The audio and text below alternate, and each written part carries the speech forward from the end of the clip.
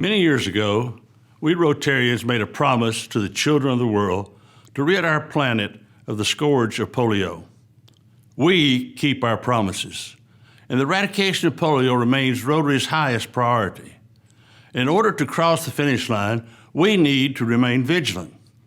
As Rotarians, we need to continue to educate ourselves, our fellow members, and the public on the devastating effects of this virus on children and their families.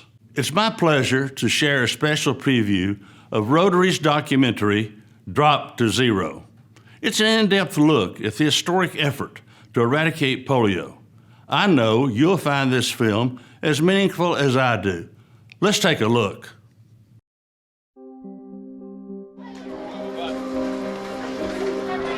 हुआ सबसे ज़्यादा दुख हुआ कि आज हमारे भी दोनों पैर होते तो हम भी कुछ दुख ज़्यादातर हुआ. I had a sore throat and a high fever. My dad took me to the doctor and they called my name and I got up and collapsed. And the doctor said she has polio.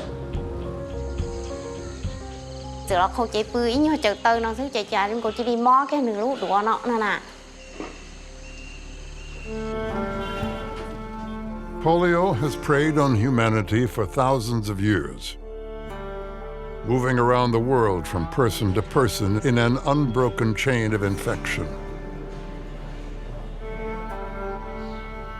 In the early 1950s, there was a particularly intense outbreak in the United States that crippled nearly 60,000 people.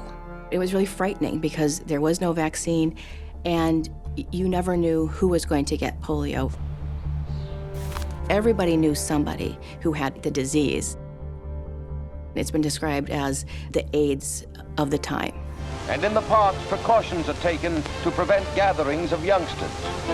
Parents wouldn't let their children go swimming. Movie theaters were closed. People were kept inside. Nobody knew what was happening. What we know today is that polio is spread by contact with contaminated food, water, or human waste. When the virus multiplies in the intestines, many children will only suffer from mild flu-like symptoms. But in 1 in 200 cases, it travels to the spine, attacking nerve cells that control the muscles in the arms and legs, leaving the victim paralyzed. In the worst cases, the victim dies, unable to breathe or swallow.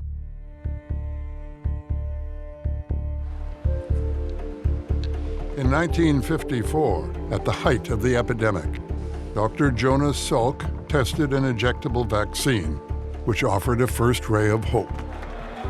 Approximately 5 years later, Dr. Albert Sabin developed an oral vaccine that was less expensive and easier to use. Humanity finally seemed to be gaining the upper hand. Dr. Salk, you have said that eliminating polio is no longer a scientific problem. I take it you were correctly quoted. Yes, Mr. Spivak. I think that it's a social and economic problem. The problem is not one of vaccine effectiveness, but one of vaccine use. Jonas Salk was right. By 1979, 61 countries had used the 2 vaccines to eradicate polio, including the United States and Canada. But in the rest of the world, we were still seeing 350,000 children paralyzed every year. So that was part of what contributed to the launching of the Global Polio Eradication Initiative, to ensure that every single child benefits from vaccination. No child should have polio. We come to this hour grateful for the achievements of the past. The drive for global eradication came from a most unlikely source. Rotary International, a group of business and professional leaders dedicated to public service, was looking for a global project to celebrate its 75th anniversary. Smallpox had been eradicated just 1 year before, so we decided to take on polio. It seemed like an impossible dream. When we first approached the World Health Organization about working with us to eradicate polio, they felt that we were amateurs, we didn't know what we were talking about, that we really didn't have anything to bring to the table. So Rotary went it alone, supplying volunteers and vaccines for mass immunization programs around the world. We knew that there was a vaccine that could be easily administered. It could be done by non-professional individuals by just putting 2 little drops into the child's mouth. From Brazil to El Salvador, from Indonesia to the Ivory Coast. These initial campaigns were remarkably successful. In 1979, we did a huge vaccination program in Philippines, 6 million children, and we found it worked. And Rotary raised money for further campaigns. They've exceeded that goal and raised $119,186 million. We're over goal! Now, the World Health Organization took notice. We went back to them and said, we've raised $248 million. Will you work with us to accomplish this? And at that point, the World Health Organization said, yes. The fact that a volunteer organization can persuade public and private people to join us in this manner, I think, says a great deal for mankind that it can be done. In 1988, the World Health Organization launched a public-private partnership called the Global Polio Eradication Initiative, officially adopting Rotary's dream. Without Rotary International lobbying and pressuring and forcing agencies to talk to each other and governments to talk to agencies, we never would have started the Global Polio Eradication Initiative. The United Nations Children's Fund agreed to purchase and distribute vaccines. The U.S. Centers for Disease Control would serve as the program's global virus hunters. You know, if you look at what's made a difference in terms of the progress, often political commitment has been a factor. And Rotary has been key in terms of motivating community leadership, political leadership, to get this job done. The World Health Organization would direct the program's strategy, and Rotary would continue to supply volunteers, raise funds, and act as the program's global advocate. There were many skeptics. The sheer magnitude of vaccinating between 250 million and 400 million children every year, it's mind-boggling. It's the largest global health initiative in history, involving more people on the planet than any other initiative.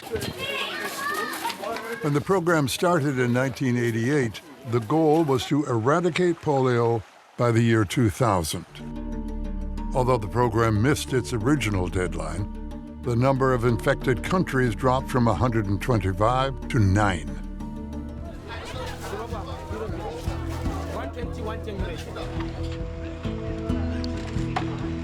To provide vaccine to remote areas, the polio program has built a globe-spanning network called a cold chain, which keeps the vaccine from spoiling. The cold chain begins with private sector drug companies that supply billions of doses of vaccine to UNICEF, which stockpiles, manages, and transports the vaccine to polio programs around the world.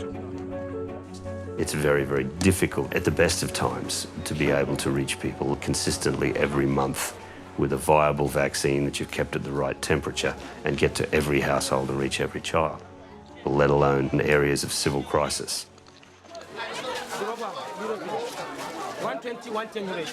This has brought to the fore our need to ensure that we do not become complacent, because this is what the virus does. It surprises you.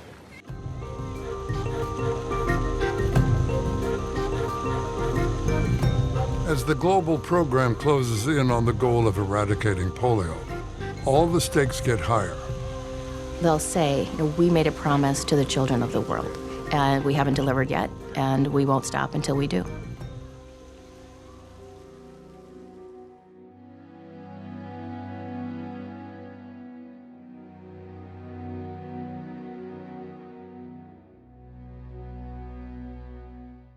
We need each of you to advocate for continued support from government and elected officials, to talk to your fellow club members, family, and friends, to ask them to join you in making a financial contribution.